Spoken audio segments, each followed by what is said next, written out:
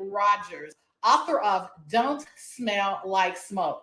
I am going to get that book before April 7th because I want to read it just to know what does that entail. Don't smell like smoke.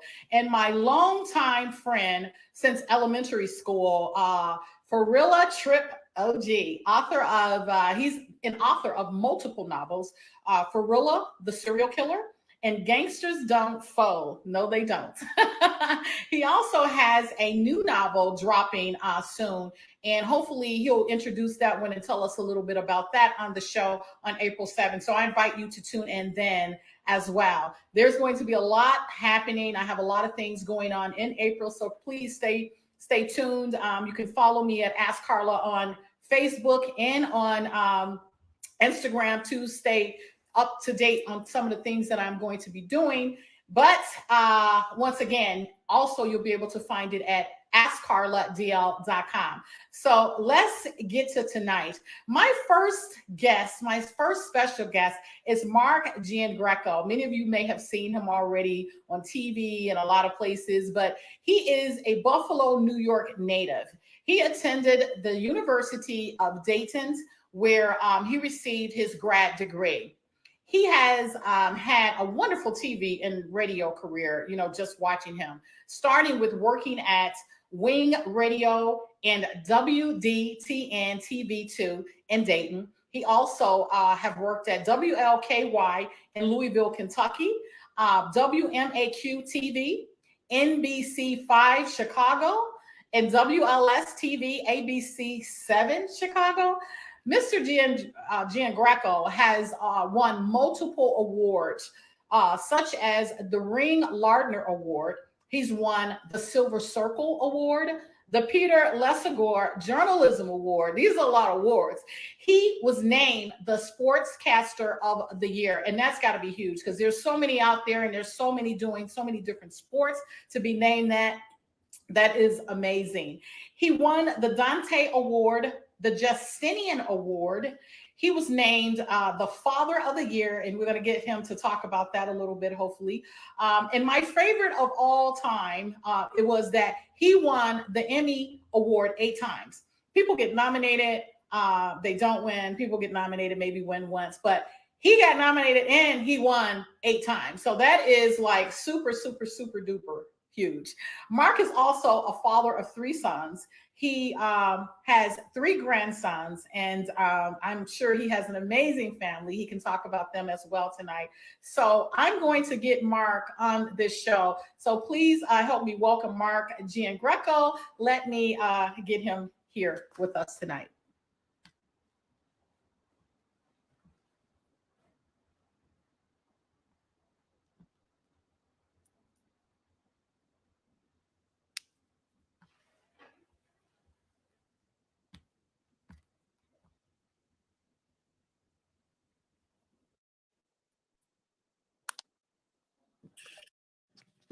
Hi. Hey, Carla, how are you? I am well. How are you? You seem to be doing a little bit upside down. How are you? I'm fine. Yeah, you got to straighten up there. I'm not sure which. I'm not sure if you want to turn your phone or whatever, but Yeah, everybody there you go. There you go. Everybody How's always it wants going? me to be the other way. Yeah. Yes, I am so excited for you to be joining me tonight, Mr. Giangreco. I know you're busy and everything, but this is amazing. I was just really just so ecstatic just reading through your bio on all of the many accomplishments that you've had, all the things that you've got to do. I know you could probably just tell us, you know, a numerous amount of stories of different things that's happened, but right now, I'll just tell our little story how we met. You came into the UPS store. You want to take it, or you want me to sell it? Well, I just thank you. I want to thank you for being my notary public in a crunch.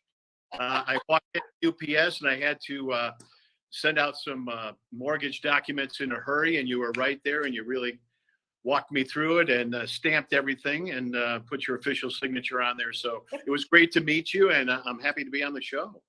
Thank you. Thank you so much. This is, I am so excited. I got to tell you, it's like all of these awards, some of them I don't know, you know, what is the makeup and the thing of how they come about awarding someone. So I'm going to ask you to, just kind of tell us about a few of them. But the one that I want to start off with is that you have won the Emmy Award 8 times. Can you tell me what are they for? Do you remember all 8? What were they for? Well, what we do is that we have a Television Arts and Sciences Committee. They judge all kinds of newscasts and stories from different markets all across the country. Other cities will judge submissions from other cities and so forth. So I've won from anywhere from doing the auto show to best sportscast to being part of best newscast, things like that. Also specials, pregame shows, postgame shows, documentaries about the Bears, White Sox, Cubs, Blackhawks, Bulls, and so forth. So it's an array of things because we got to do a lot of other things besides sports. And yeah, I'm honored to have won 8, but I have to tell you, a lot of my friends have won 30 and 40 of them. I have to say, went over to Channel 7.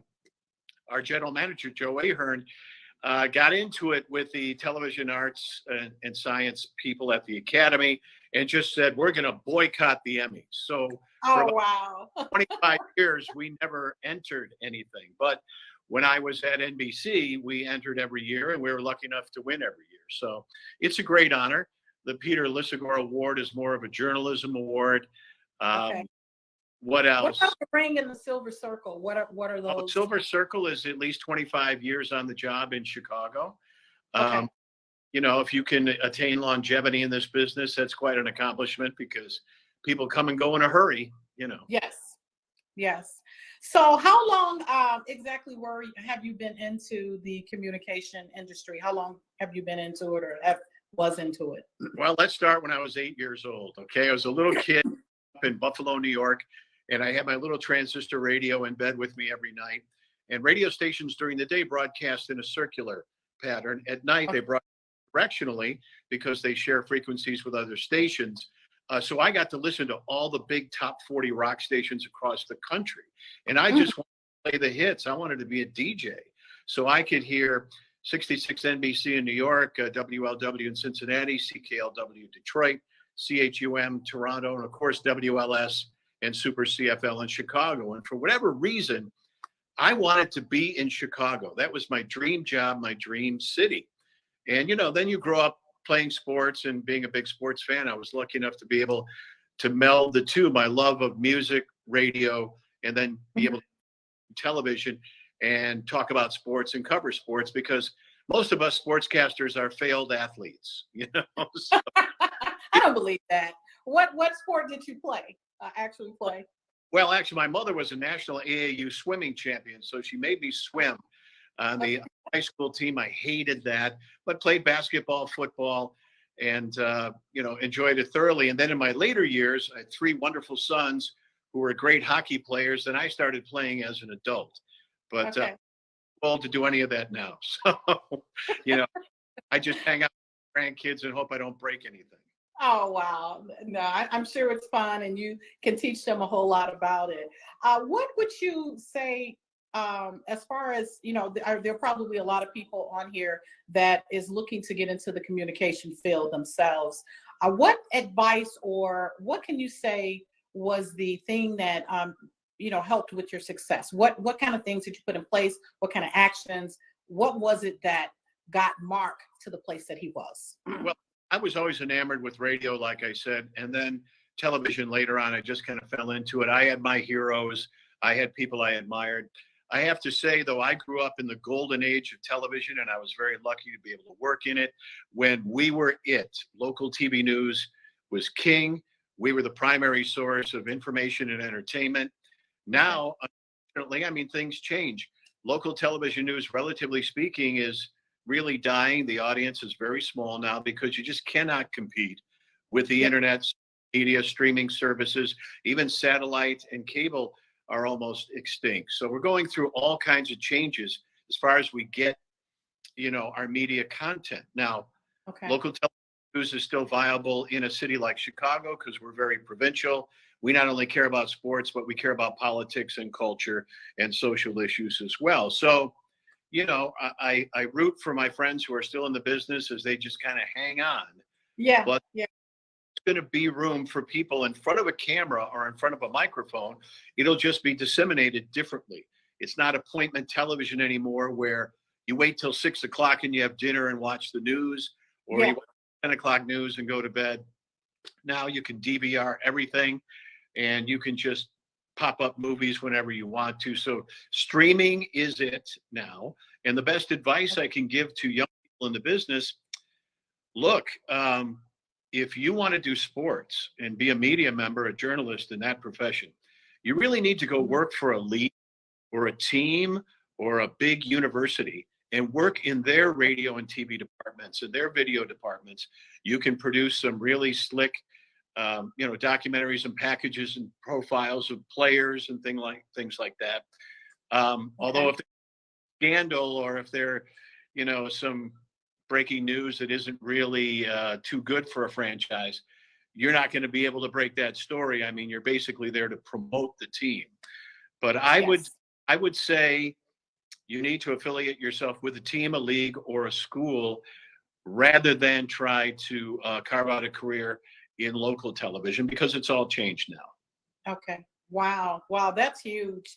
And I hope, some of you that are on here that are listening to Mr. Giangrocco, that you're taking notes. I have a daughter actually that graduated communication, and she's in school now, working on her master's, and she's just trying to carve her way out. So I think she's on here watching tonight too. So, this is like really, really good information. I really appreciate you sharing this with us. Are there, here's another question. Aren't there any challenges what were your challenges in like the communication field? Were there any like big challenges? Well, the big challenges were just getting your break. And then once again, I was so lucky to be in an environment where those opportunities came. Like I said, I was interested in the business in grammar school, and in high school, I concentrated on writing. And then when I went to college, I majored in communications, radio and TV, and had a radio station on campus. I went to the University of Dayton in Ohio, and the professors would invite radio and television personalities from that city in to speak to our classes. And so then you make a connection and so forth. Then, I got to get my first full-time job, first semester, sophomore year of college. And I think I didn't go to class very much because I already had to. I was working overnight weekends, and that became overnight Monday through Friday. I guess the biggest advice is you need to sacrifice your entire personal and social life to get started. I mean, I worked from 7 at night till 3 o'clock in the morning. That was my shift. It was a 24-hour news department in a top 40 rock station, which is unheard of these days. And then it moved to Monday through Friday doing morning drive with the morning district. And I kind of got to be his sidekick. And I would not only do the news and sports, but we'd joke around and do bits and everything else. And I was allowed to, develop my personality. Then WDTN, the local NBC station, came calling and said, "Hey, we like you on the radio. Would you like to do weekend sports on TV?" Wow. At that opportunity, I went to audition. The floor director said, "Okay, y'all set? You want some makeup? No. Here's your microphone. You want a teleprompter?" And I said, "No," because I didn't know what a teleprompter was. And so I'm sitting there with a script with my head down like this, trying to read. They still hired me. I got great experience there. And then went to Louisville, Kentucky for my first full-time television job, where I was the sports director, Monday through Friday anchor. Was there for 4 years, came to NBC Channel 5 in 1982, realizing my dream because Chicago was it. That was the big time. Yeah. And then over to ABC 7 in 1994. So 40 years in Chicago, and about 10 years before that, a 50-year career was very rewarding. And like I say, I was lucky because I was able to follow up on all those opportunities. So don't ever let something just slip by. And you have to be aggressive, and you have to be proactive. You can't let this stuff come to you. Okay. Wow. That's huge. I was, I watch the news, watch, sports somewhat, and I look at, I'll get up like in the morning at like 6 a.m. or something like that. And then I turn on the TV, and then you have, the anchors and all of you, you guys are on there, and you dress to the nine, makeup in place. I'm like, what time exactly did they get up to do this? What is the preparation for being ready for like a 6 a.m. news show? What time do Well, you get? Like 3? Usually they go on the air at 4 o'clock in the morning now. It keeps getting earlier and earlier, especially if there's a big snowstorm, a big weather incident, school closings and so forth. They'll come on even earlier. But now it's like 4 a.m. So depending on where people live, they're up at 1:30, 2 o'clock in the morning. They come down to the station by 3 at the latest. And, you show up, no makeup, sweats, everything else. And it's an hour to get dressed and, get everything done, eyelashes, lipstick, everything. And I'm talking about the men. And then the women, well, morning is really tough because, again, I was working that overnight shift when I was a kid. If you're doing the morning show, you don't have a normal life either.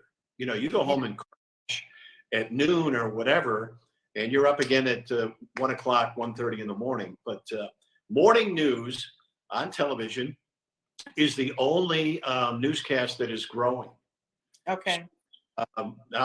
Now a lot of the local stations are focusing on really beefing up their morning newscast because people still want to know what the weather and traffic is. They still want to get a jump on the day with news if they haven't rolled out onto their phone. Mhm. So that's the biggest growth area is morning news, not so much afternoon, evening, and late news anymore. Wow. So it sounds like, to be in communications and to do what you have done, you've got to definitely be disciplined. So, disciplined, focused, and just be determined to, be ready to, grab that opportunity when it comes about or whatever. But it sounds like definitely you have to be disciplined to be in the communication field. So I'm going to kind of like, I've been talking about sports and talking about your career and stuff like that. I'm about to be a little nosy. I am going to ask, because we have a lot of people in here probably wondering, what is your relationship status, if I may ask? I've been in a relationship for a long, long time with a wonderful woman. I was married for 22 years, didn't work out, but had 3 fabulous sons who have married their soulmates, and I love my daughters-in-law. I have 3 wonderful grandchildren. But again, yes, I've been in a relationship for a long, long time. Yes. Was a hockey dad, hung out at the rink all the time, and she was a hockey mom, and I used to see her all the time. And she was free, I was free, and we started dating, and it's been wonderful. So, congratulations. Yeah. And the focus now that I'm retired is let's make sure we're healthy and let's make sure we can travel. Just travel, friends, family, health. Those are the top things right now. That's great. With you said that you guys had been into a relationship for a long time.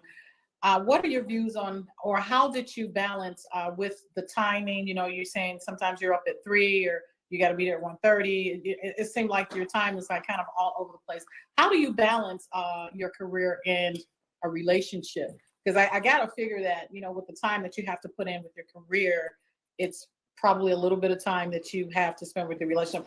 What is the balance with that? Well, it's extremely difficult, Carla. I worked at night for probably 45 years. So I had that third shift where I always go in early anyway, because that's the way I am. I always wrote every word, produced my show, video, graphics, everything. I'm so hands-on. Can't roll in and read something somebody else wrote. So I probably get into the office about 12:30 every day and not get home till 11:30 at night. Okay. And when raising my kids, lived out in the suburbs, it was very difficult. I missed homework, I missed school activities, I missed teachers' conferences, and I have to give it to my ex-wife. She was very good at time management, discipline. She came from a very academic family. So it was good because I was really an absentee father Monday through Friday. And then I tried to jam everything in on the weekends. Yeah. I say hockey was a huge part of our lives. All three of my sons played, and we traveled all over the country and all throughout Canada. So had that great bonding experience on the weekends, being in Detroit or Toronto or whatever, Mhm. staying in a crummy hotel, eating really bad food. It was the best, tremendous where kids play. So Yeah. family goes, it's a tough balance. As far as a personal relationship with your partner, Mhm. again, people have to know what they're getting in for. You're not hanging around with a guy who works Monday through Friday, 9 to 5. Right. And Right. so, we try to incorporate business trips, with pleasure and vacations and so forth. It's very difficult for me though. I'm one of those guys. I need to work and be totally focused. And then my reward is that, okay, then I can go out to dinner or I can go on vacation Okay. or spend a weekend doing this or that. I can't integrate fun and work like people do now. The whole Gen X, the whole millennial vibe is work maybe 25 Mhm. hours a week while I'm on vacation. Got my laptop. I'm just going to be remote all over the world. Well, I'm old school. Go in there, punch a clock, work your butt off, punch out, then you can relax. I agree. I totally agree. It's funny you should say that. It's I've over the last 10 years, I've had the UPS store for about 10 years. And I would say for the most part, I've always hired like college students, and I've hired a few high schoolers, very few uh, people that are more stable or whatever else. Is mostly college students. And then just getting to just their habits, the way they look at stuff, how they want to do things, how relaxed they are. We're like grinding, like you said, let's get in there and do hard work, let's this. And they're looking at you like, well, why should I work this hard or whatever? It's not that hard. But I totally get it. It is totally a different generation, than what I guess yourself and myself are used to, the Right. hard work and like focus and doing this, and then you work and you make a living, and then you you go. But that's pretty interesting. So I hope some of them are on here listening to you, that you got to be focused, you got to be disciplined. I would like to move to, I know that you have 3 sons and you have 3 grandchildren. You were named the Father of the Year. What year was that, and what were you nominated, or how did that go? Oh, that was way, way back, I believe, in 1995 when my kids were very small. It's a pretty fundraiser, and they focus on, local, quote unquote, celebrities. And it's wonderful for the charity and everything else. But it was an honor for me, just to be picked out. They could have picked anybody on any of the stations in town. And I just remember I was also given the Dante Award by the Joint Civic Committee of Italian Americans. Dante, no stranger to the truth. It's basically a journalism award, but the Italian community, honors people of all ethnic backgrounds. Your name doesn't have to end in a vowel, and you have to have someone present you. And I had my oldest son present me. He was 9 years old at the time. He gets up there at the podium in a suit and tie and starts speaking Italian and just floored everybody and made fun of me, saying everybody, sees my dad on TV and thinks it's so glamorous that he's so sharp. Well, you've never seen him with bedhead in the morning, walking around in his robe and slippers. And, it was very funny. He was a natural. He's a great writer. He's very good in front of the camera. And my other 2 sons are there in their little suits and ties. So, to be able to be honored by any organization is wonderful. To have your children involved is even better. So the Father of the Year was extremely flattering. Yes. And, that's the most important thing. And that tells me that, well, maybe I was doing something right, and I was trying to still find that balance, because in 1995, that's when it was really vicious and really competitive. I had just gone to Channel 7 from Channel 5. Okay. And tell everybody the movie Anchorman is not a comedy, it's a documentary, because I think you and I had this conversation once. Yes. Yes. It was so viciously competitive that, short of street fights with medieval weapons, we would go at one another. You weren't allowed to talk to anybody who worked at a competing station. We would sabotage one another, unhooking live shots.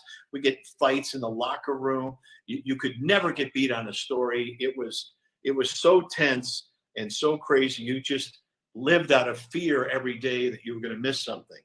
Now, all the TV stations are just barely trying to hang on. So it's a whole different vibe. But now that I'm retired, I have to tell you, you reap what you sow, and I'd like to think that I established a good relationship with my kids. So now as adults, I mean, they're in their mid-30s, and they have responsibilities, their careers, their wives, their children. I think we have a different kind of relationship now, but obviously it was based on father-son, and it's wonderful. It's the greatest thing that's ever happened to me. Thank you for that. So I'm just looking at here and I'm like being back, and we're a little bit out of time. I have just a couple of more questions for you. Sure.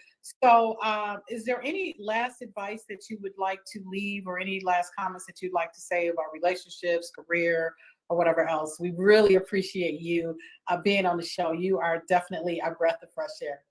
Well, Carla, you're the breath of fresh air, and I'm so glad. My advice again to people who want to be in this business, you absolutely have to be yourself. Viewers can pick out a phony in 2 seconds, especially in a market like Chicago. The greatest compliment I ever got was, "You're from here, right? What parish are you from? What neighborhood?" And because where I grew up was exactly like Chicago, blue collar, ethnic, Catholic, work ethic. You got to be a regular guy. Don't try to put on any airs. Obviously, work on your communication skills, writing skills, and your presentation, everything else. But you have to be you. As far as relationships go, truth, being real, being open, being totally dedicated, being sympathetic. Try not to be the selfish person that you once were. It takes a lot of work. It's not a natural thing. Yes. What else can I say? If you could balance a career like this with a deep, true relationship, you've really got something going, because it'll wear you out. I know so many people in our business whose marriage failed, relationships have failed because they were so laser focused on being on TV, and that's not what. Thank you for that. And last, I'd like to, before I let you go, is do you have anything coming up? How can we follow you? Is there, what's your next adventure? Well, I'm on Twitter and Facebook, and just jumped on Instagram so I could do this with you. So I'll develop the account at Mark_Giangreco. Yes. I'm always on Twitter, going back and forth. I've started to do some commercial voiceover work now in studios. It's been so flattering. I was offered several TV and radio jobs, but I really want to focus on just enjoying myself. But there are podcasts that I've been doing. I went to art school as a kid. I was a cartoonist. I may pick that up again and maybe do some cartoons and post them on social media. The United States Football League is coming back. I may do some work if Chicago gets a franchise back. Just so many things have come my way. It's really been wonderful. And, legalized gambling now is so huge. Perhaps providing content to all those websites. It's stuff. And teaching is something that I really enjoy. And I've spoken up in colleges and Illinois Media School just the other day. So a lot of things on my plate, and I can pick and choose. So I'm a lucky guy.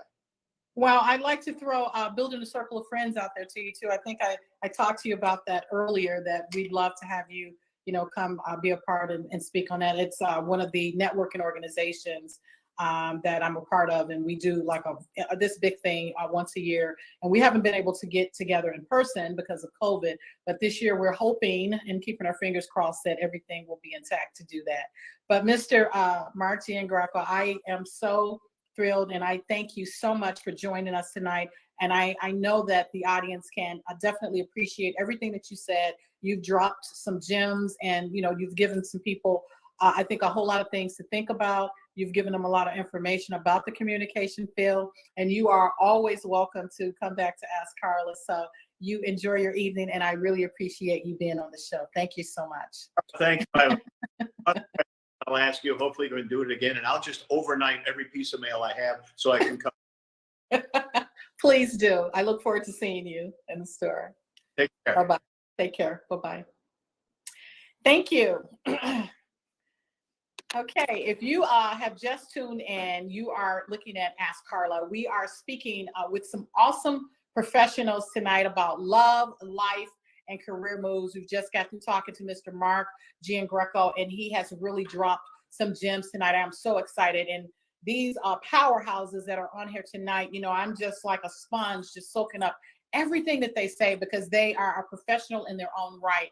Once again, I'm Carla Davis Luster, Ask Carla. I'd like for you to stay tuned because just to give you some more information, a little bit about what I do, I have my new app that's going to be dropping where you and your partner, because on my shows I talk about relationships a lot, your spouse can have the opportunity to take a fun assessment. And with this fun assessment, it will give you an overview of how compatible that you actually are. Now, it isn't a scientific proven fact. It is, an opinionated and very, like expressive or whatever else. But it is interesting, and it'll be something really fun for you to do. More to come on that. I will be dropping that. You'll be able to download it from a QR code and download the app, and then I'll go on and play. And then there's a few other things that you can get to from there: my Instagram, my Facebook, from the app that I'll be sending out, which is called Ask Carla. Also, I'd like for you to, if you are not and you are tuned in, please follow me on Instagram and Facebook at Ask Carla. You can check out my website once again at AskCarlaDL.com. There you can purchase my novel, which is The Woman Tells. Stay tuned because the sequel is about to drop in a little bit. Now, seeming that I've got through all of that, I am really, really excited to introduce this next guest, the lovely and the talented Kiana Washington. This young lady, she's an owner, expert, and an entrepreneur of the KNA Global Enterprise. I had the distinct opportunity to meet Kiana. We were doing a photo shoot together. Well, not together, but we were there, getting our photos taken, and we were there kind of at the same time.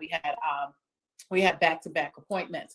She was so polished, so poised, and all about her business. I love it. I love to see a young woman put together, from head to toe, spoke very well, and just like once again about her business, I had much respect for her. K&A is definitely a Illinois-based boutique mortgage company that Kiana runs. She is an accredited credit consultant. She is a licensed notary public, like myself, and a developer. Kiana has 10 years plus in the financial industry, so she knows what she's talking about. She also utilizes her many certifications and licenses to form business entities, to educate and to assist others with their credit. I love that, someone that's out there doing it. She has her business and she's doing her thing. However, she is paying it forward. She's teaching and assisting others with, doing things to help them become a better person as well. She can help you purchase property and actually start a new business if you're looking to do that and you don't have a direction. Kiana can help you do this. Without further ado, I'm going to invite her on here. Miss Kiana Washington, give me a chance to get her on here in just a second.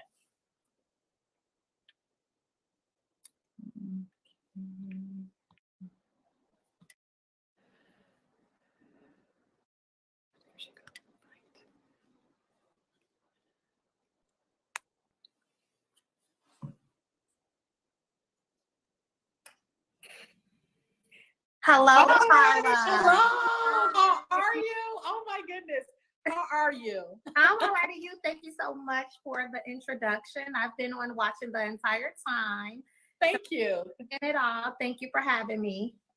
I just want to throw my bid in there. Can you drop that hat off at my store or something.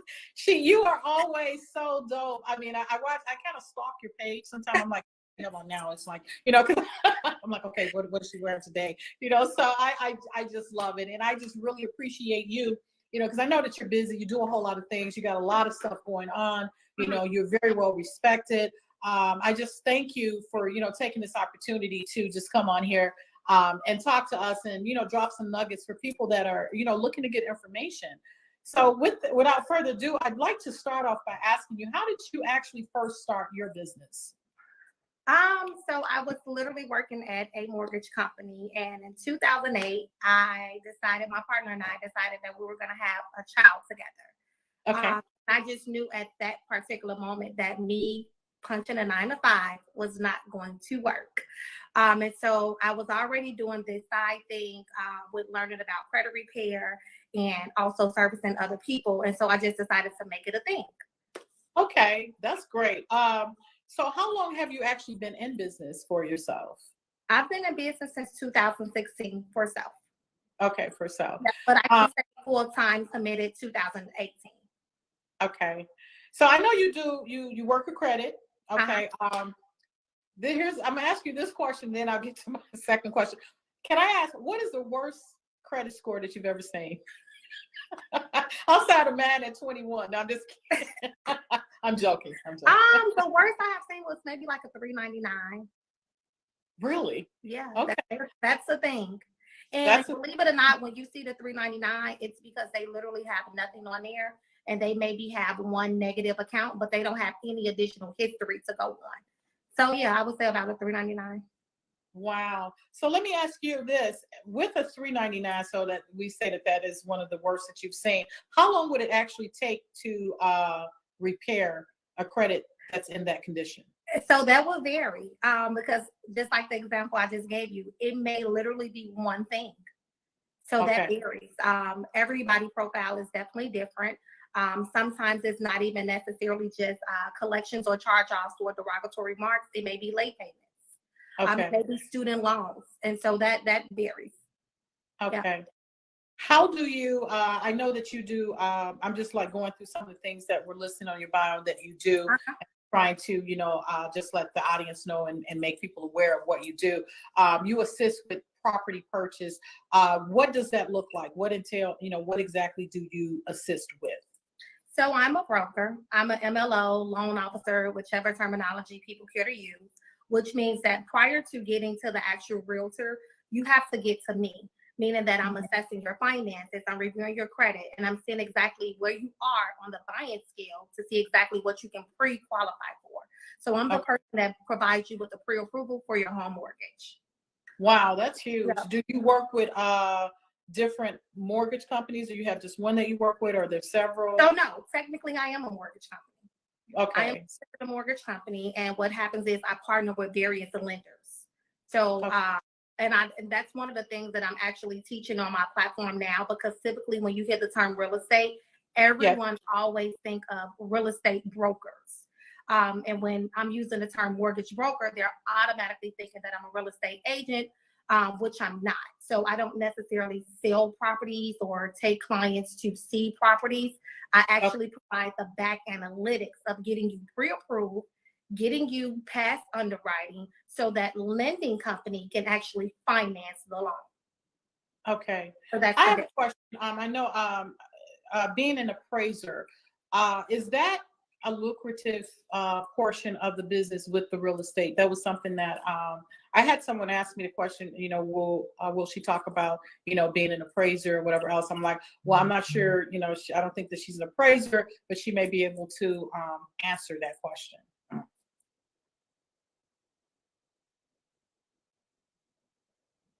Hello?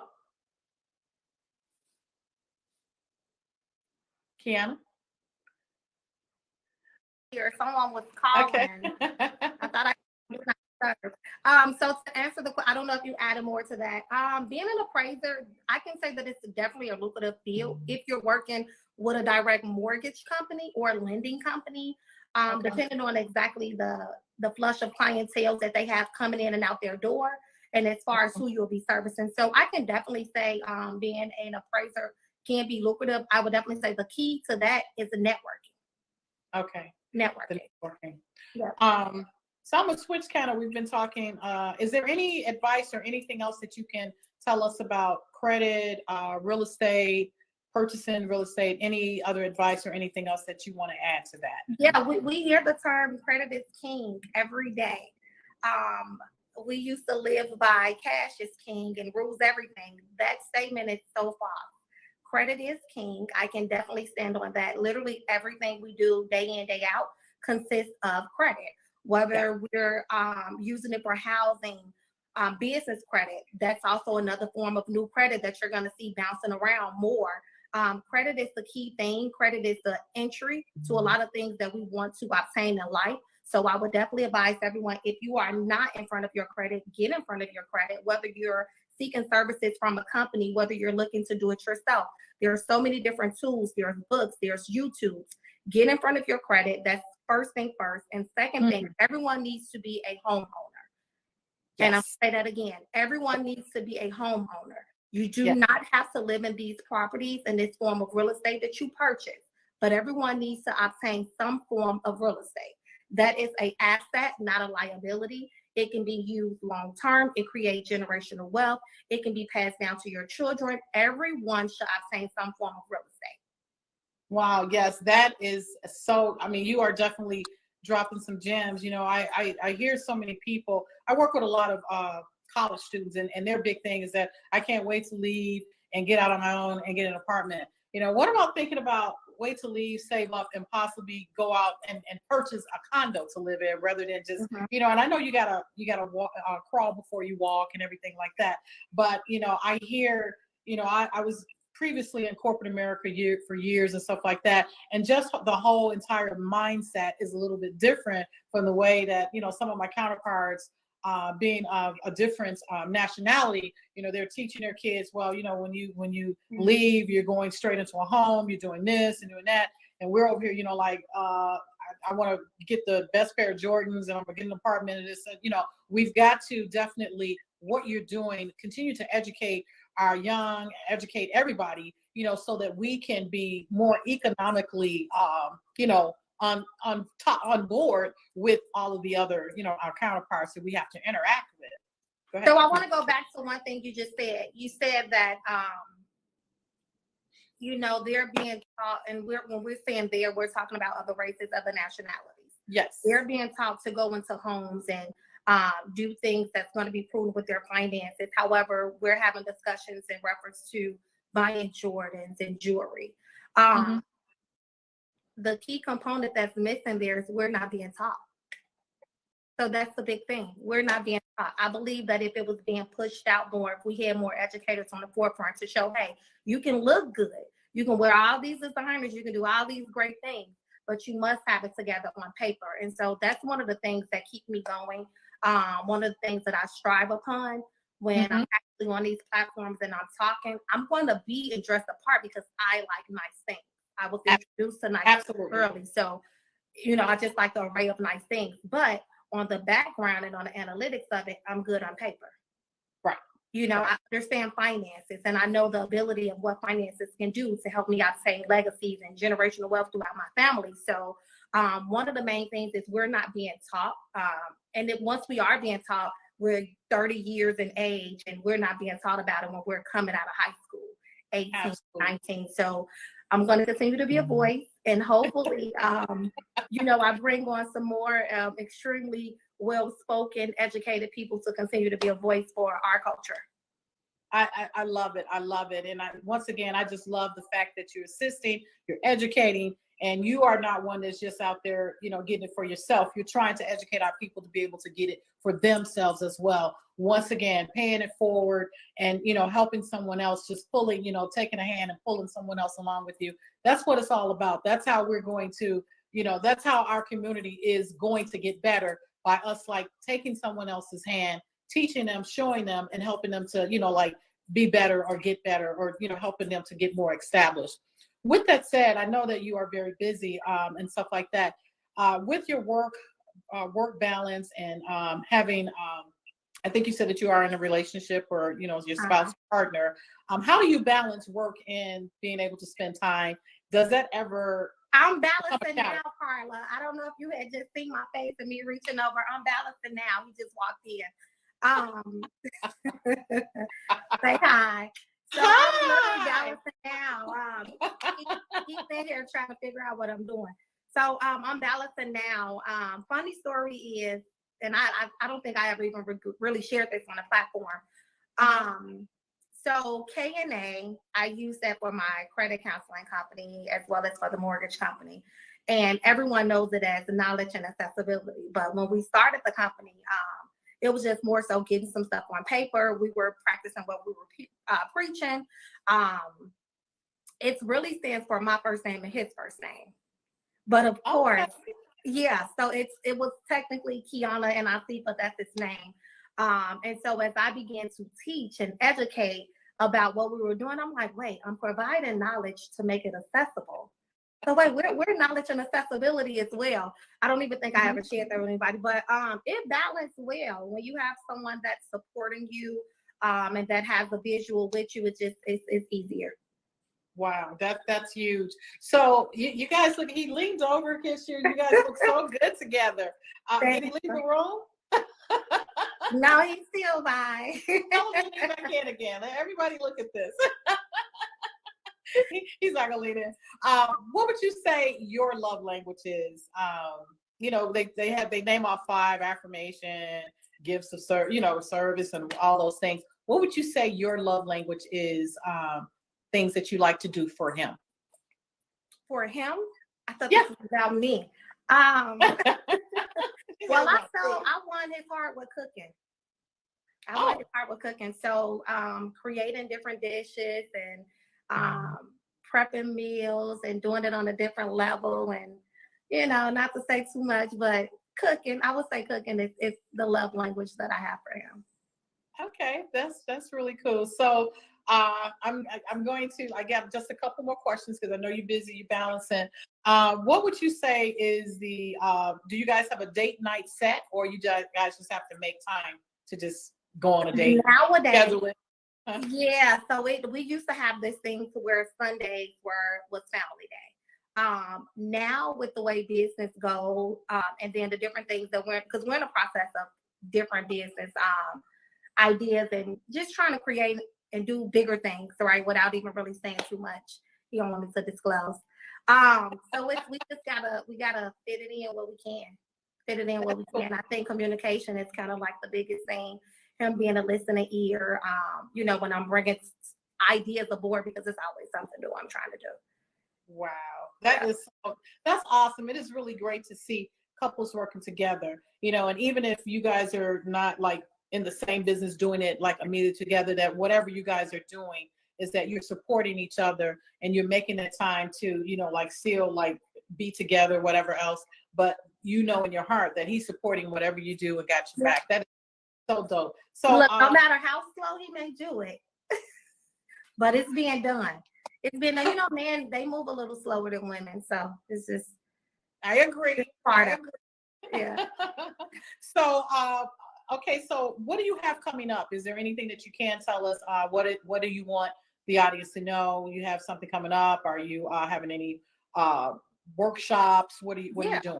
Yeah, actually, so myself and my business partner, I decided last year that I wanted to change the essence of Chicago business owners and entrepreneurs. And the reason that I wanted to change the essence is because we look at these other cities and states, they come together, they collab. They have a lot of camaraderie there. But we here in Chicago, we seem to be so segregated. Yes. It's almost kind of like everyone is at a rat race or a competition when it comes to different fields of business. So one of the things that I wanted to create was creating a dynamics of being in the same rooms, rubbing elbows with each other, showing up and supporting one another. So we have this thing called the PPP brunch. We were totally being funny when we came up with the name of this brunch, because that was one of the main things everyone was talking about 2 years ago. My phone is going crazy. So PPP was one of the main things everyone was talking about. So we decided to put a brunch together called the PPP brunch. However, it's for pretty, prosperous, and paid. So if you're pretty, you're prosperous, you're paid, or you're looking to become prosperous, you're looking to become paid, because we're all pretty, right? Join us. Be a part of this brunch. Come in this room, network, get to know one another, learn exactly who's who in Chicago.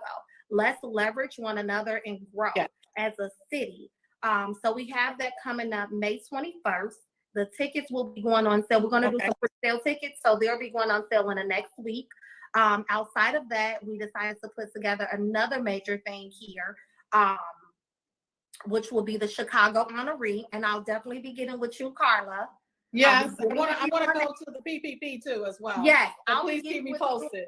Chicago Honoree, because we want to honor some of these well-diverse business owners. We want to honor some of these Chicago elites, individuals that have paved the way, that have been in business for longevity time, such as yourself. So we want to get all these people in the room. We want to honor everyone that's magnificent, that's changing and making way for everyone else to come in. We want to present them with an award, so we just want to show that we're looking to do that maybe in October. Okay. In October, but yeah, that's one of the new features that I'm adding to my business roster. It's putting these events together so we can all get in these same rooms and bless each other with each other's essence. You know what? This is so awesome. You have, if you just tuned in, we're talking with Kiana Washington, and she is the proud owner of KNA, a global enterprise, and she's like works with credit, property purchases, and a whole lot of things. She teaches, educates. So please, I want you to follow her. And last but not least, I'm going to have you tell everyone how they can follow you, Kiana. And I am definitely on board with everything. We will be in touch, or whatever we are in touch. Please tell everyone how they can follow you at this point. Okay, so I do have two separate pages that I operate. I have my mortgage brokerage page, which we talk about everything home loan, and I just pretty much display who I am, the different things that I'll be involved in. That's the page that we're featuring on today, which is Kiana W_. And then I have my credit page, where all things are individual credit as well as the business credit, and that's KNA.credit. I am on Twitter as well as Facebook, and it's Kiana. Nope, I'm telling a story. It's KNA Credit across all the other platforms. There's so many, I can't keep up with them. I know, you have so much going on. You're like, okay, what did I say? Whatever. But you know what? Thank you so much for taking out, time to come on here. And I'm sure that the audience appreciate everything that you've said. She's given you information on how to follow her. Once again, Kiana, thank you. And I look forward to the future things, the PPP and everything else that you have going on. Thank you. And just continue to be that shining star, because you are out there really doing it. And I really respect and appreciate everything that you're doing. So thank you. And you have a good evening, and tell your spouse I said, thank you for letting us borrow for a minute. Thank you so much. It was absolutely my pleasure, Carla. And we will be in tune, because there's a couple of things I would like to get into work. Let's do it. Let's go. Do it. Have a good night. Same to you. Take care. Bye-bye. Thank you. If you have just tuned in, you're into Ask Carla, the information exchange. And tonight's show has been all about forward movement on love, life, career, and just whatever else that my guest has wanted to talk about. I'd like to, with this last guest, he is so next level. We actually both worked for McDonald's Corporation, and we met when we invited him to come speak to a group, the African American Steering Committee. We invited Robert Johnson to come speak to us. I served on that committee, and he was a guest speaker, and he was just phenomenal. Basically, he is definitely a powerhouse. Mr. Robert Johnson, Chief Economic Inclusion Officer and General Counsel for the YWCA, the Chicago metropolitan area. He actually describes himself as a lawpreneur, and I'm going to have him explain what that is. A lawpreneur, we pretty much know what it is. I love it. Robert is so passionate, and he's passionate about a few things. The number one is closing the racial wealth gap. That's huge. And He's addressing social equity issues, and he's doing everything that he can for the community economic development. I love it. He has served his passion for over 28 years, utilizing his experience as an attorney to do a lot of stuff. And has been an attorney with the Greenspoon Marta LLP as an executive for YWCA, the metropolitan Chicago area. And he is a founder and managing partner of the Solomon Group. He's going to speak to us about what that is as well. In addition, Robert is a licensed business broker and a certified franchise consultant.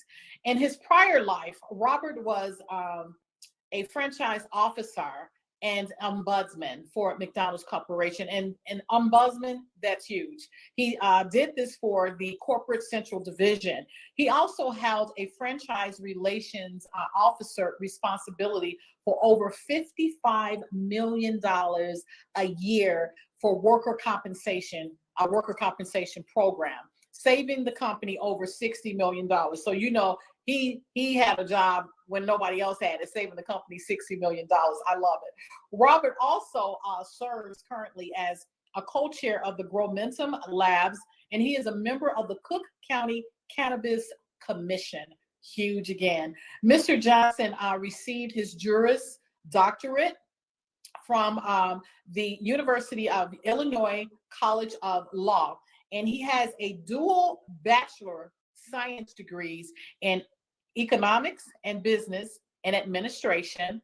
Also, he has it in sociology and anthropology from the Knox College. Ladies and gentlemen, I could just go on and on and on. Just reading his resume and his bio, I was just so thrilled. I'm like, wow, he has done so much, and I just love it because he's out there really just paving the way. He's like the chief economic inclusion officer, making sure that we have a voice, we have a place in this world, and trying to get us more visible as a nationality. So right now I'm going to get him on the show. Please join me in welcoming Mr. Robert Johnson. Let me try to get him on the show here.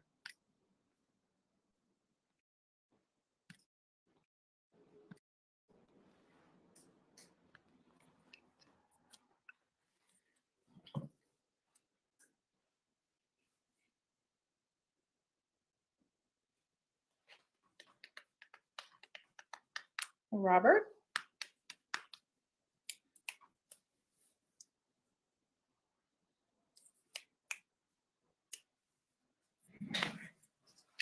So let me see if he's got my, trying to send him waiting on him to jump on. Right.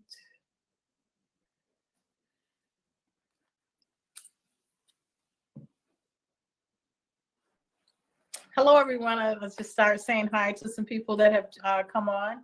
Kiva.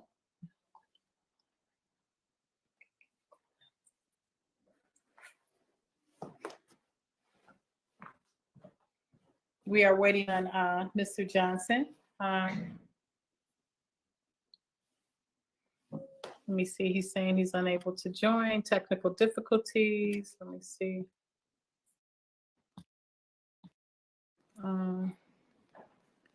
He's trying to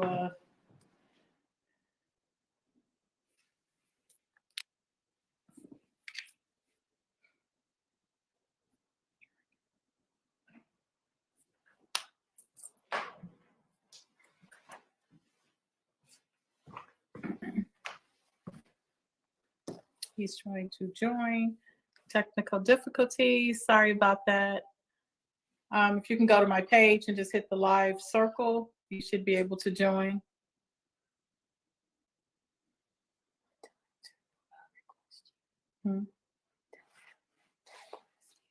Or you can request me.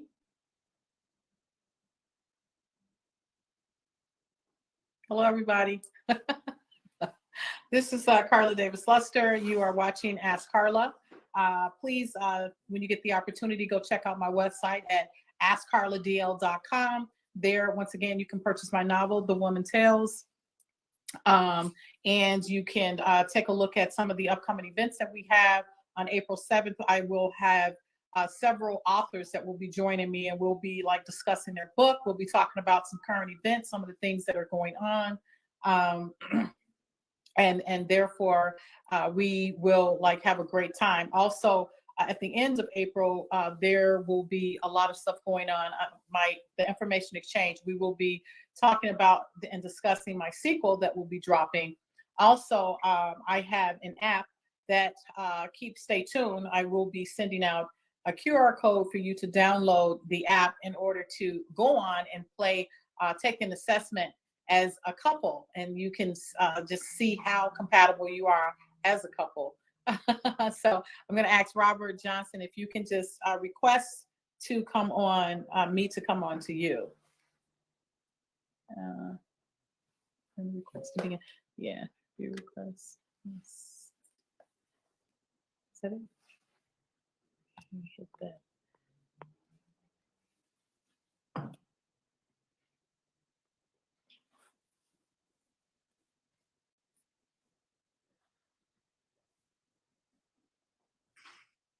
Hi. Hey, there you go. Hello, how are you? I'm doing amazing. How are you? Sorry, I don't know what I happened. am Technology well. wasn't our friend tonight. Oh, that's okay. That's okay. So how's it going? It's going amazing. How are you? Thank you for having me on tonight. Oh, I really, really appreciate you taking the time off, because I know that you are like super duper busy. So we're going to get on with it. I know we ran a little bit over. I've had like 2 other guests, as you know, before you, prior to you. And I wanted to make sure that I took the opportunity to get to you, because I know so many people would love to hear from you. With this being said, I wanted to ask you to just start off by talking about the YWCA, and what are some of the things that you guys do there? What are just, what happens there? And what Sure. No, I would be honored. So the mission of the YWCA Metropolitan Chicago is to eliminate racism, empower women, promote peace, justice, dignity, and freedom for all. So it really has an ambitious mission just to make the world a better place, and to stamp out systemic racism, and to provide justice and equality for all of the constituents that we serve. It's not your grandmother's YWCA. We're a 21st century social enterprise. We don't just help women, we help everybody.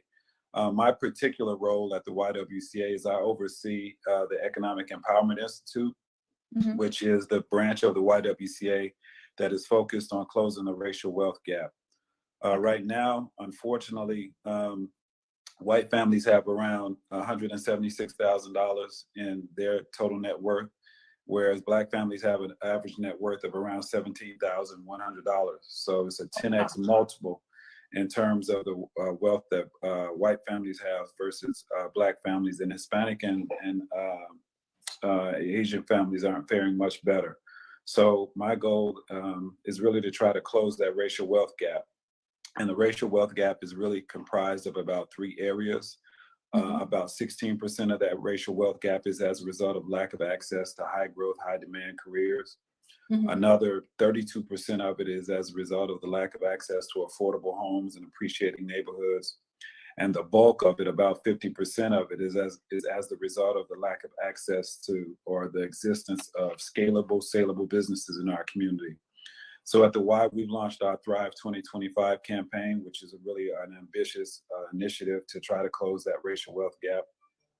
So I'm trying to get 1,000 people in. The first goal is I'm trying to get 1,000 people into high growth, high demand jobs by 2025. The second goal is to get 1,000 people into affordable homes and appreciating neighborhoods by 2025. And the third goal is to launch or fund 1,000 scalable, saleable businesses by 2025. So we're trying to get as many partners and as many folks as we can to try to help support this. The impact of closing the racial wealth gap on a national basis, if we were to close the national racial wealth gap, we would be looking at adding $12.7 trillion to the United States GDP. Wow. And just to put that in context, the total GDP for the United States is around $19 trillion. The GDP of our next biggest competitor, which is China, is around 12.4 GDP. So if we just close the racial wealth gap, we would be essentially creating another China in terms of the economy within Exactly. our country. So it's a huge opportunity for us to just transform the lives of so many people, and more importantly, the communities in which we serve.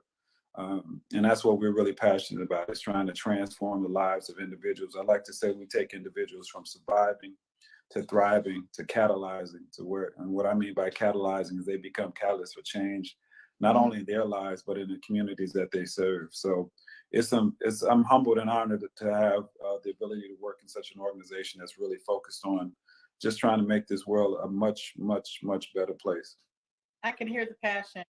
So when you, I know you mentioned you're trying to get 1,000 people into jobs, 1,000 people, just a whole lot of things that you're doing. When you are looking for these people, what is the criteria? Like, if someone is interested in doing that, what would they need to do in order to possibly be considered one of those people that you're going to help?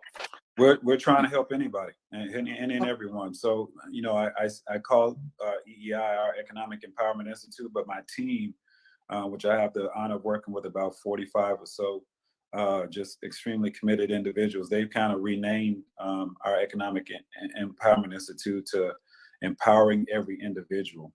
That's what EEI stands for. So again, we meet people wherever they are. If you're a single mom, a person that's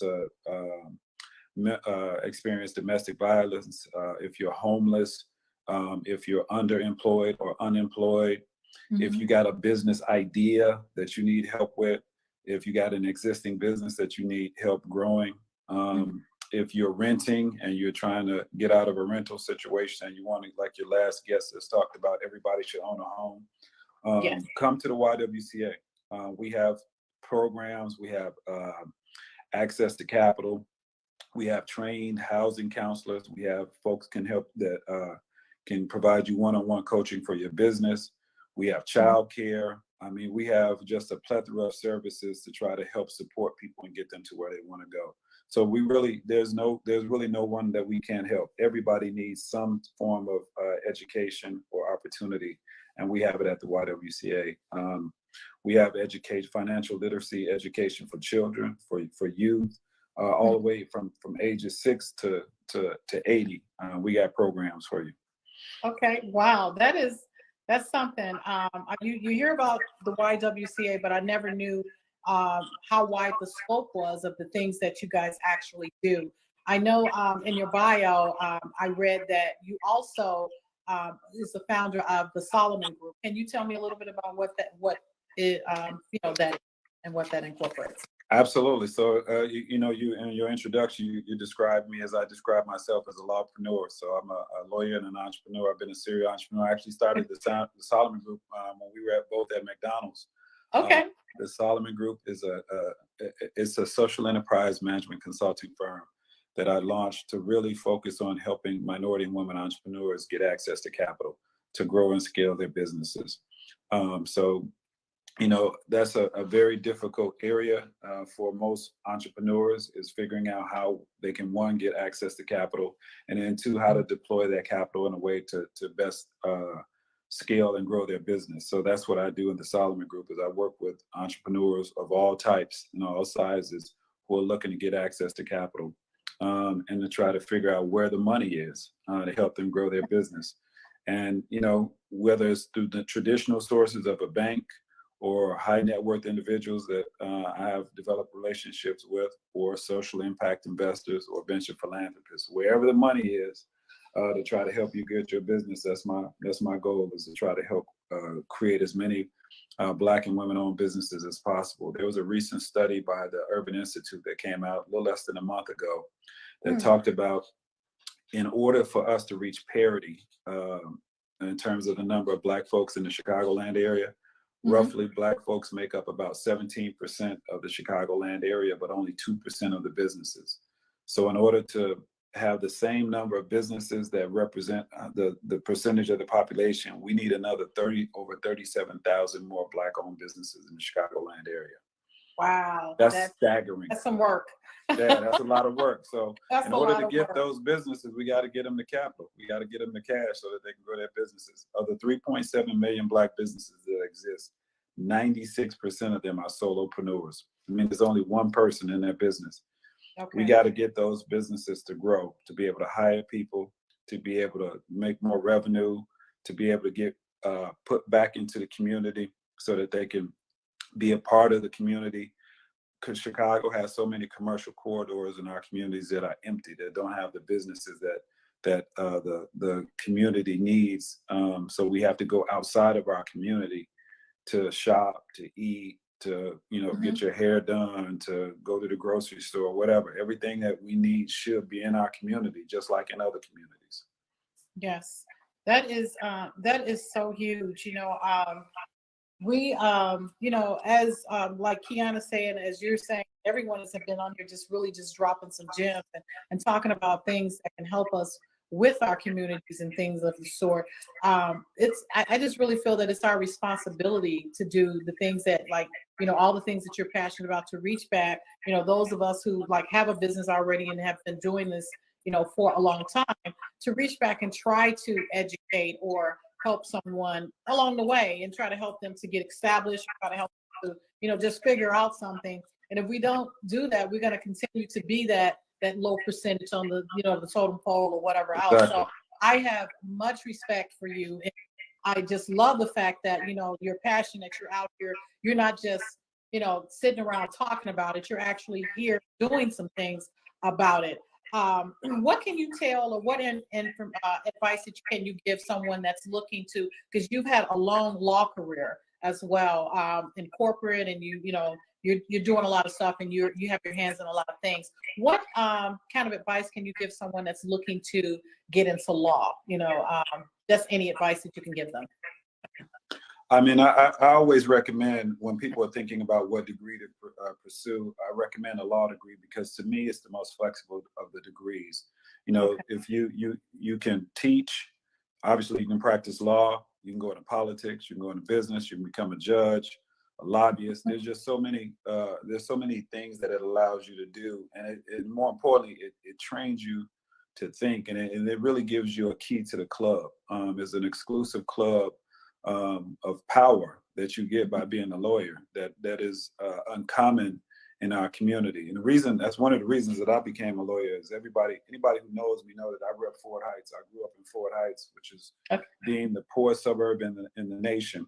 And I saw firsthand that there were a lot of injustices and a lot of things that were done as a result of systemic racism, and as a result of not a community that didn't have power and didn't have voice. So it was my goal to try to change the opportunities for those folks who have been forgotten, and those folks who have been disenfranchised, and those communities that haven't been invested in, and figure out how to use the law as both a sword and a shield. Because unfortunately, it's usually used as a sword against us, and we need a shield. But if you know how to use the law, you can use it as your sword and also as your shield.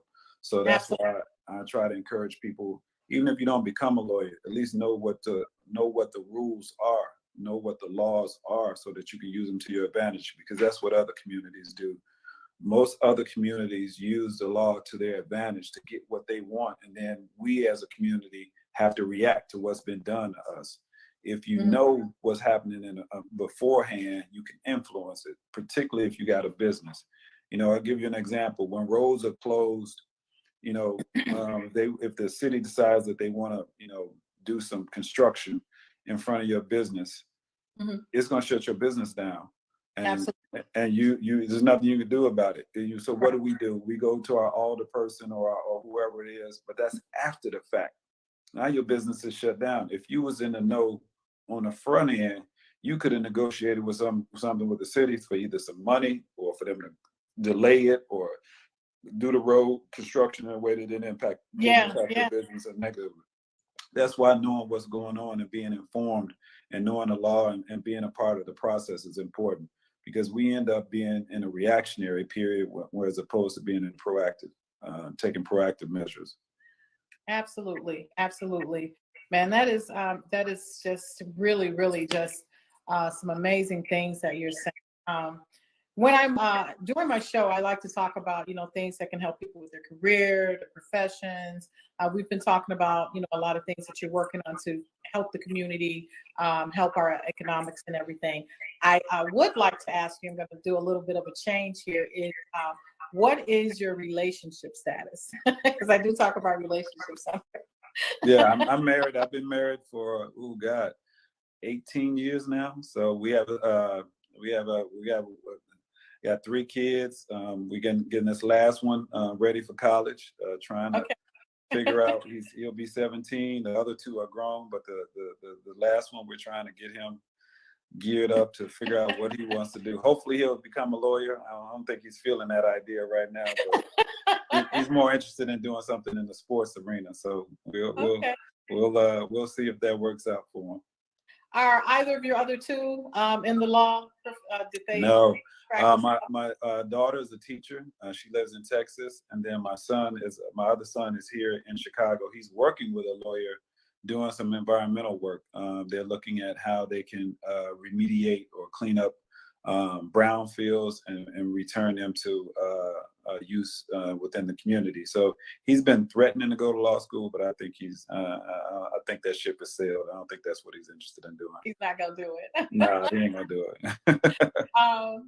That is really funny. So so you were hoping that the younger one, has he even mentioned law or whatever, your youngest one that's going to school? No, he wants to do sports management. I call him the Black CNN, because you ask him anything, or Black ESPN rather. You ask him anything, stat, any who had how many points or how many yards, or he can rattle that stuff off. He can't remember, to clean up his room, but he can remember anything about how many points LeBron or Steph Curry had or whatever. It sounds like mine, right? With your long career, and you, I gotta imagine that you do very, very long hours, with all the stuff that you do, being a lawyer. Has there ever been a time where there was difficulty balancing a relationship and career? I think that's the constant struggle that every couple tries to navigate, is particularly if both of you are professionals. There's demands, and there's a lot of give and take. So yeah, there's always been. I listened to Mark Giangreco, your first guest, talked about how a lot of times he felt absent because you just grinding. I'm a serial entrepreneur, so as you rattled off all of those things, a lot of those things take up a lot of time. And when you're an entrepreneur, you sometimes you got to meet when the person is who you're trying to do business with, they're available. So Yes. Managing schedules is rough. But fortunately, I've always learned how to work hard and play hard. So I'm from Mark's generation, but I do believe that at least my take on it is you got to work hard and play hard at the same time. It can't be all work and no play. All work and no play. What would you say is your favorite activity? Like when you are doing your play, what's your activity of choice? I love to travel. I love to travel, and I love, good food, good restaurants, good music, and just good company. As I've gotten older, it's become a lot more about experiences as opposed to things. When I was younger, you wanted to buy stuff. You wanted to wanted to show off a little bit, stunt a little bit. Now it's more about a nice restaurant, good friends, going somewhere, traveling, and getting exposed to different cultures and seeing how other people live. That really informs a lot of what I do to try to bring all of that back to the community, because it doesn't have to be like this. I live in Bronzeville, which is supposedly the most affluent African American community in the city, but there's $1 billion retail in Bronzeville. There's no reason that all of this money should be going out of Bronzeville. Why can't we have the same stuff that they got in Lincoln Park? And that's what my goal is to make Bronzeville have the same amenities, but keep the culture, but have the commerce that Lincoln Park and some of the more affluent communities have. We still want Bronzeville to be Bronzeville, and Inglewood to be Inglewood, and Chatham to be Chatham. We just want them dollars. We just want the commerce. We want to keep the culture, but we need that commerce. Absolutely. With the YWCA, and I'm going to go back here, and then I know it's like getting late, and I'm going to just ask you a couple more questions and then we're going to move on. The YWCA, do they give out college scholarships as well, or it's just helping businesses, or how does that work? If I may. We don't give scholarships per se, like college scholarships, but we do provide a lot of resources for particularly folks in the education space. And we provide a lot of programs like tech and STEM programs and STEAM programs for folks who are interested in those careers, those occupations and activities. So and then we have a lot of partners. We're working with some of the city colleges to provide certifications and credentialing. So essentially what a lot of people are doing now is opting not to go to college. They're instead getting what are called micro credentials, where you can come out, you can go into a certification program that may be 8 to 16 weeks and, may cost many of which we offer for free. And then others, we have partners that will pay for folks to get those certifications. And then you get a job making $50,000, $60,000, $70,000, $80,000 after you complete these programs. So as opposed to having, a couple $100,000 in student loan debt and coming out making $50,000, there's some of these certifications you can get in a much shorter period of time, in 4 years, and still make $60,000, $70,000, $80,000, $90,000 without that student loan debt. So that's what a lot of our programs are focused on when we talk about those high growth, high demand careers. Those are the types of programs that we're talking about, like in cybersecurity, IT, construction, manufacturing, transportation, distribution, and logistics. You don't need a college degree for those programs. You can get into these certification programs. I mean, we literally have over 1,000 jobs that we're trying to fill right now in these high growth, high demand careers. The thing is, a lot of people don't know that the YWCA has all of these resources. I didn't know before I joined that the YWCA did all of these things. How do you guys go about marketing? Stuff like this, grassroots. The pandemic has really, because we were out in the community, obviously when the pandemic hit, it kind of made that a lot more difficult. So now we're going to social media. We're starting as everybody else is starting to come back out, we're starting to come back out too. But we've been doing a lot of stuff over social media. I've been doing a lot of stuff on radio and in Cranes, letting people know about the Thrive 2025 campaign, because we're really trying to get as many people into homes, into jobs, and to fund and launch as many businesses as we can. So we're out here telling people. In fact, we have a class that we're doing every week, probably for the next 3 years. It's called Decisions Now. You can go to Decisions Now, ywca.com, and sign up. And it teaches you how to make better financial decisions. Like there's 8 decisions that every person, no matter who you are, have to make. And it teaches you that when you make one decision, like to buy a home or to buy a car, most people get into trouble and end up living paycheck to paycheck because they think that they're only making one decision. But in reality, you're making several decisions. Like when you go to buy a car, it's not just a car note. People are like, it's $400 a month. Yeah, I could afford that. Yeah, but did you think about the insurance? Did you think about the gas? Did you think about maintenance? Did you think about parking? Did you think about vehicle stickers? I mean, that's 4 other decisions that you just made when you made that one decision. Yes. So people don't think about that. So you multiply that around all of the things that you make, like, buying a house. Okay, there's a mortgage, then there's insurance, and there's utilities.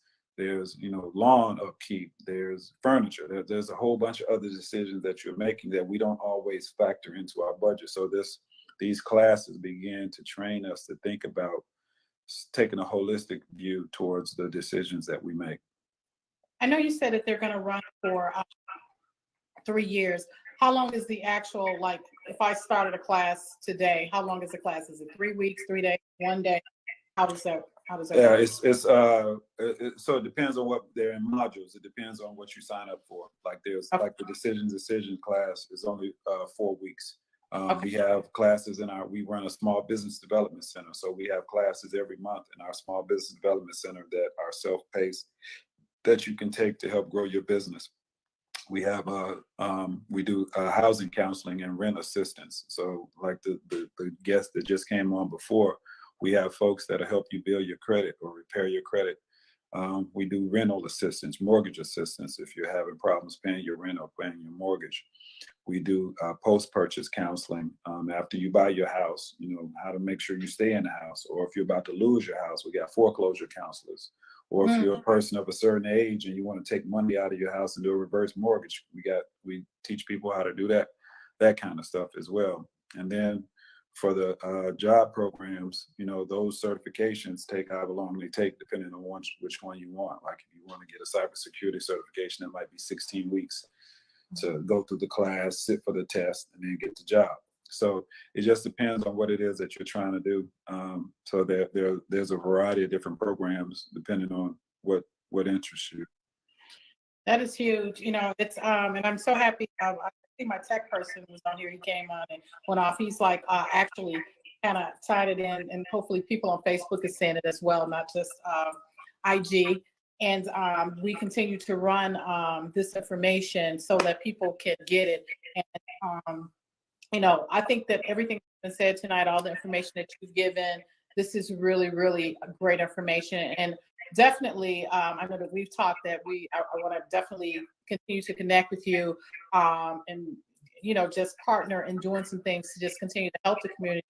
I have like the Building the Circle of Friends networking thing. So we've talked about it, and I'm really looking forward to all of that. Is there any, I'm gonna let you go because it's getting late. Is there any last advice or any last things of information that you would like to leave us with before we say goodnight? Yeah, what I consider myself is a steward of humanity. And the definition of a steward is somebody who has been entrusted with, something of value. Like if you leave your coat at the coat check, that person becomes a steward of your coat. And the reason that I raise this is because I want to leave people with this spirit of what it's an African word called Ubuntu. And Ubuntu means I am because we are. So what it talks about is we all are in this together. And we are all stewards of humanity. We are each other's keeper. We are our brother's keeper. We are also stewards of this planet. So we have a responsibility to try to make this world a better place, and we have a responsibility to try to make each other better. So I hope that your listeners, I know all of the folks that are part of your network have that spirit of Ubuntu. And they have to also remember that they are because we are. If you want to, this last African proverb I'll leave folks with, many people have heard this: if you want to go far, if you want to go fast, go alone. If you want to go far, go together. If we're going to change the trajectory of our communities, we have to do this together, and we have to remember that you are because we are. Ubuntu. Love it. Wow, that is just so profound. That's where did you get that from? You know what? That is just that's just something that I've tried to live by, is understanding that we're all in this together. Again, going back to our McDonald's days when Ray Kroc talked about it, none of us as good as all of us. And that's one of the things that I really took to heart in my McDonald's days and tried to carry it forward, that none of us is as good as all of us. Absolutely. I wanted to say thank you so much for taking time out of your busy schedule once again to be here with me. I want to invite you to come back in the future. Love to. So we'll talk offline on some other stuff, to how I can definitely help your cause or whatever, and vice versa, whatever. But can you please tell everyone how we can follow you? Any upcoming events that you have going on or whatever, if you do that now.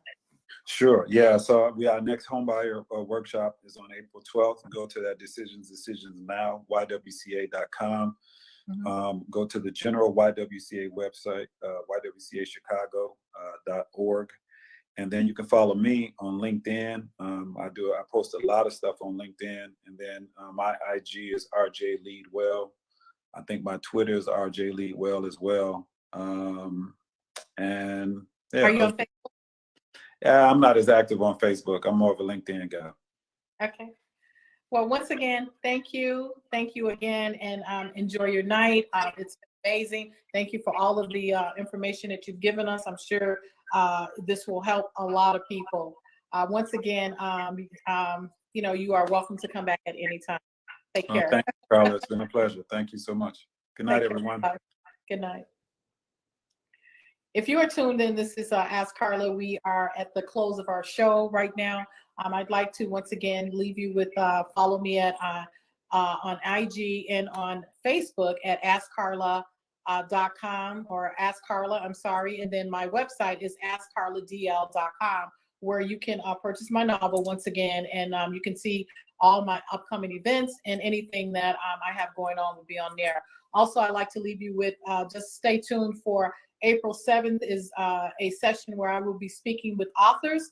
I'll have 3 additional authors on there with me. Adonis Johnson with I Am My Life's Coach. I'll have Janine Rogers, which is the author of Don't Smell the Smoke. And then we'll have my longtime friend, which is a multiple novel writer, Farilla Trip OG.